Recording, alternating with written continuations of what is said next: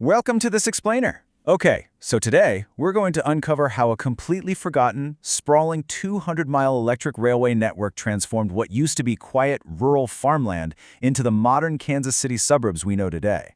And we're going to be paying special attention to the massive impact this had up in the Northland, specifically around the Avondale, Wynwood, and Liberty areas. It's a genuinely fascinating ride, so let's just jump right in. To really understand this story, we actually need to start at the very end of the line, July 9, 1940. Listen to what motorman Jimmy Collins had to say during the final chaotic passenger run of the String Line Interurban. Basically, a souvenir hunting passenger literally chucked a seat cushion out the window, planning to go back and grab it at the next stop. I mean, it was absolute madness. Riders systematically began ripping the train apart just to take home a piece of history. Get this. 82 people. That's how many riotous passengers shoved their way into a single 55-seat streetcar on that infamous final journey. They were breaking windows, tearing up fixtures. They caused so much mayhem that the police actually had to board the car within the first 10 blocks just to try and calm the crowd down. The damage was so extensive, management had to permanently cancel the return trip downtown. Which brings us to Section 1, the interurban rail boom. So how did a vital regional transit system end in a literal riot? Well, to figure that out, we have to rewind to the early 1900s. This was a time when the interurban rail boom first swept across the nation and completely altered the geography of the Midwest. The visual contrast back then must have been absolutely striking. You had these incredibly modern, state-of-the-art gas-electric and trolley cars cutting straight through dirt roads and unpaved rural landscapes. Inside, outfitted with luxurious wicker furnishings and bright brass fixtures. These definitely weren't your typical grimy steam trains. They were the high-tech, clean transit of the future, rolling right past open pastures. And Kansas City very quickly became the hub for a massive web of these electric lines. Systems like the Strang, Hawker, and the massive KCC and SJ route offered incredible geographic reach. And the fares? Sometimes as little as 10 cents. They were far cleaner, way cheaper, and operated with much higher frequency than traditional steam railroads. Suddenly, long-distance travel was completely accessible to the average person. Let's move into Section 2, powering the suburban dream. Here's the real secret behind these rails, though. They weren't just for transportation. Actually, they were highly calculated engines for a massive real estate boom, designed specifically to help the middle class escape the crowded, smoky industrial city center. Real estate developers, guys like William Strang, intentionally built these lines as overland turnpikes. Imagine sitting in one of these luxurious interiors, having a comfortable, fast, and remarkably clean commute. Developers used this exact experience to convince urban workers they could keep their high-paying city jobs while living in peaceful, newly plotted suburbs. And that is exactly how places like Overland Park were born. But it wasn't just for city workers moving out, it was an absolute lifeline for rural residents coming in. One 94-year-old local shared this amazing memory of how farmers would drive their buggies to the rural station and hitch their horses in the back. If they ended up staying in the city too long and missed the last interurban train home, well, their horses would just be left tied up to the post overnight waiting for them. All right, Section 3, the Avondale Liberty Crown Jewel. While lines like the Strang and Hawker were busy building up the southern suburbs, the true powerhouse of the entire Kansas City network ran straight north. The KCC and SJ line was an absolute giant. They would regularly link multiple cars together just to carry thousands of weekend travelers to really vital northern stops, places like Avondale, Moscow, Wynwood Beach, and Liberty. Wynwood Beach, by the way, became this massive recreational destination for city dwellers, drawing huge crowds directly to the Northland, all because of the electric rail.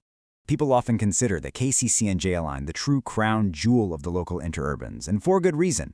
It acted as an unstoppable economic catalyst. Before the automobile really took over, it was this specific electric railway that single-handedly populated and modernized the Avondale and Liberty areas.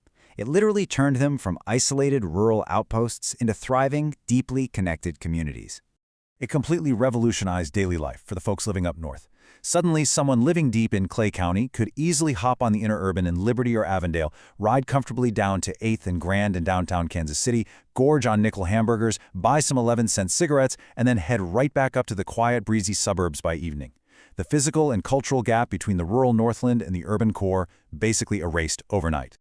But of course, it wasn't all perfect. Here is Section 4, Mayhem on the Tracks.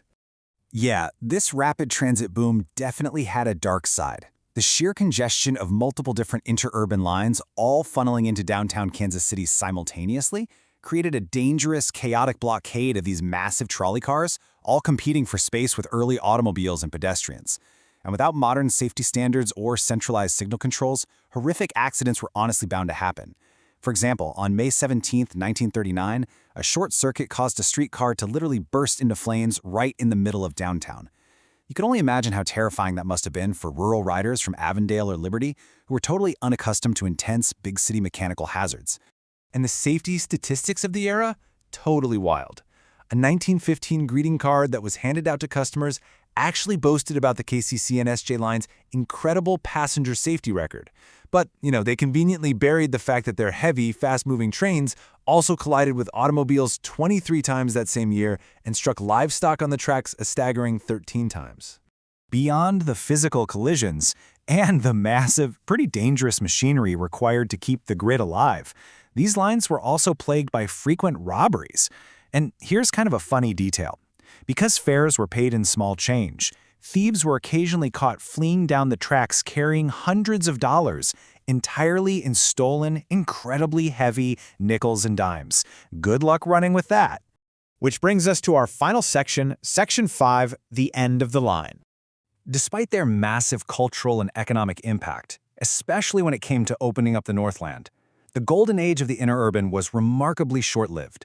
And ironically, it was killed by the very innovation that originally inspired it: motorized transit.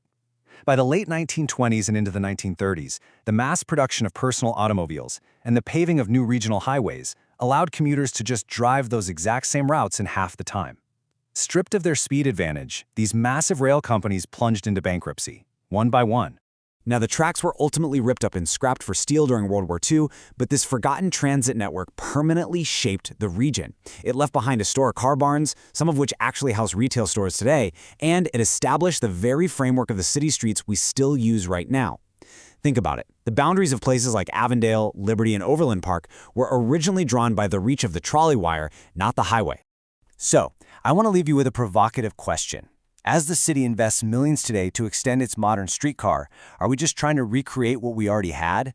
It's a fascinating piece of history to consider the next time you drive through Avondale or Liberty.